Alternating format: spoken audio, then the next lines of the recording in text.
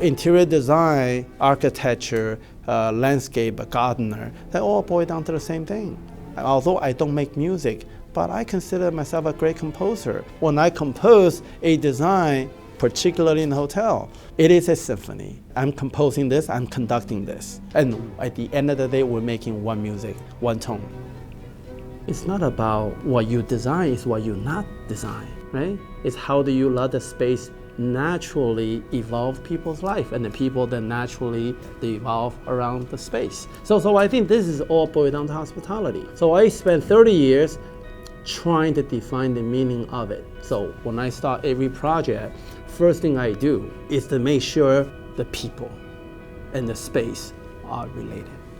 If I am doing a restaurant, do I not need to take the staff into consideration? How do they work? So the idea to practice that around people.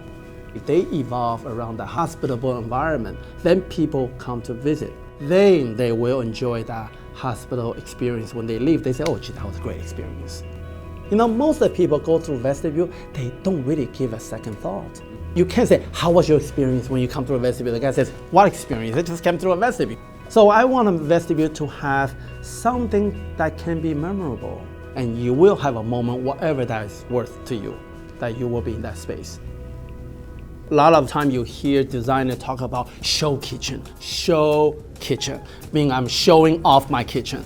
Kitchen is not to be show off. Kitchen is actually to embrace people, to congregate people. I mean, you can go to the kitchen and say, oh my God, look at all that stuff.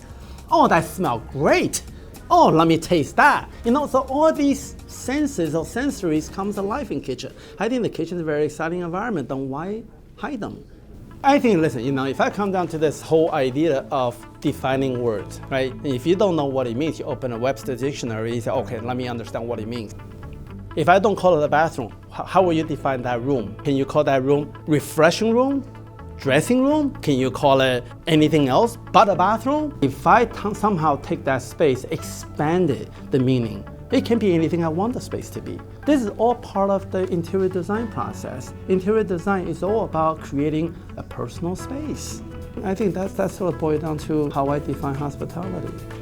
And then of course I never master it, that's why I'm still in it.